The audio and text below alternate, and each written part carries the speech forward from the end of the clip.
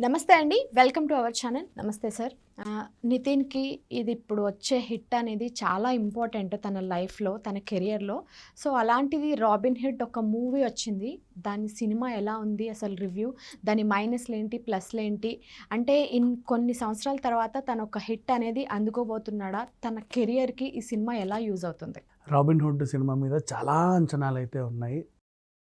అంటే చాలా గ్రాండియర్‌గా తీసినటువంటి ఒక సరదాగా సాగిపోయే సినిమా. సింపుల్‌గా చెప్పాలి అంటే.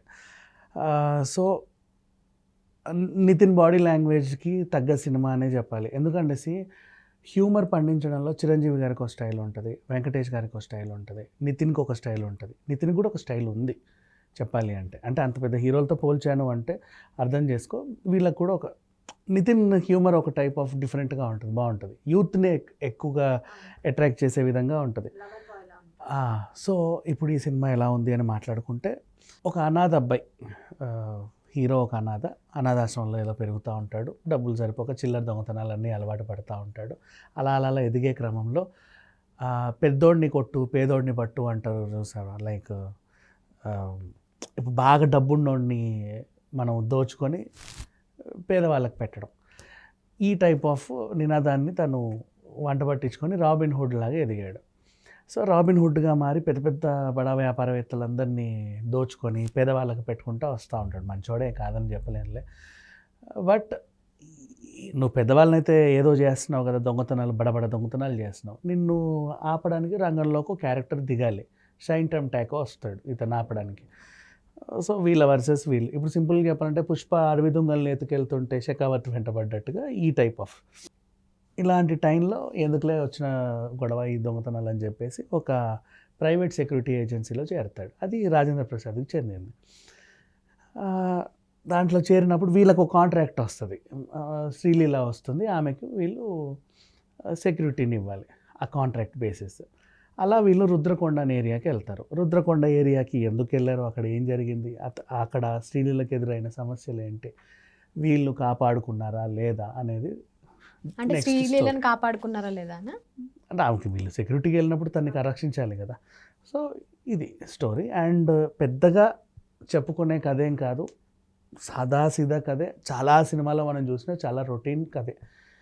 కాకపోతే స్క్రీన్ ప్లే నడిపించిన విధానం కొత్తగా ఉంటుంది. అఫ్కోర్స్ నెక్స్ట్ ఏం జరుగుద్దో మనకు తెలుసు, స్పెక్యులేట్ చేయొచ్చు. అయినప్పటికీ కూడా సీట్లో కూర్చొని ఆద్యంతం నవ్వించేలాగా ఎంటర్టైన్ పొందేలాగా ఉంటుంది సినిమా.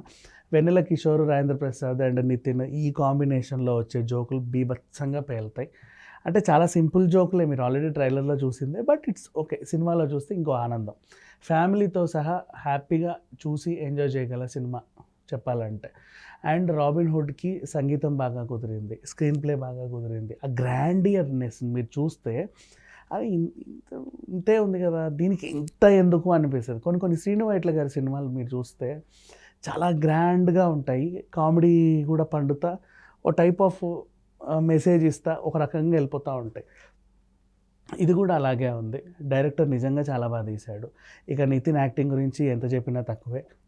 చాలా జోవియల్‌గా మన పక్కింటి కుర్రాళ్ళ నటించి మెప్పిస్తూ ఉంటాడు. శ్రీలీల కూడా అలా ఒదిగిపోయింది. అండ్ సడన్ సర్ప్రైజ్ మన డేవిడ్ కనిపించేది కాసేపే అయినప్పటికీ కూడా ఆయన అలా కనబడగానే విజిల్స్ పెడతా ఉంటాయి.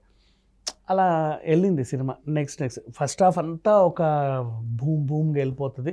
సెకండ్ హాఫ్ నుంచి తెలిసిపోతుంది నెక్స్ట్ ఇలా జరుగుద్ది. అండ్ అంత ఇరగదీసి చెప్పుకునే కథ లేదు.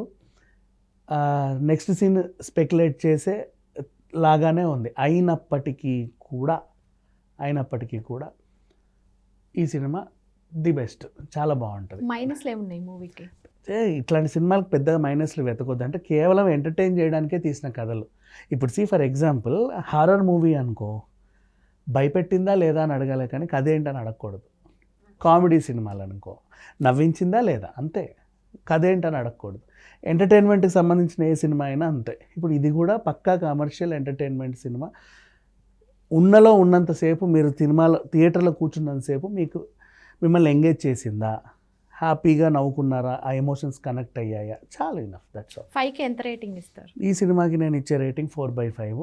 అది కూడా పెద్ద విషయం ఇంకా, అంటే రొటీన్ స్టోరీయే, పెద్దగా క్రియేటివిటీ ఏం లేదని ఇవ్వడమే కానీ టికెట్ కొన్న ప్రతి ఒక్కడు మాత్రం హ్యాపీగా ఎంజాయ్ చేసి బయటకు వస్తాడు. దీంట్లో అయితే ఎలాంటి డౌట్ లేదు. రాబిన్ హుడ్ సినిమా ఈ వీక్లో మంచి హిట్. నితిన్కి ఒక మంచి హిట్ వచ్చిందండి. యా, ఆఫ్టర్ లాంగ్ టైం అని చెప్పుకోవద్దు కానీ బట్ ఇట్స్ ఓకే. నితిన్ సినిమా నితిన్నే అబ్బా, తనకి అంటే ఇతనిలా ఉంటాడు అతనిలా ఉంటాడని ఎవరు అనరు. నితిన్నే, తనకంటూ ఒక ఐడెంటిటీ ఉంది కాబట్టి నెట్టుకొస్తే సినిమా ఆడుద్ది.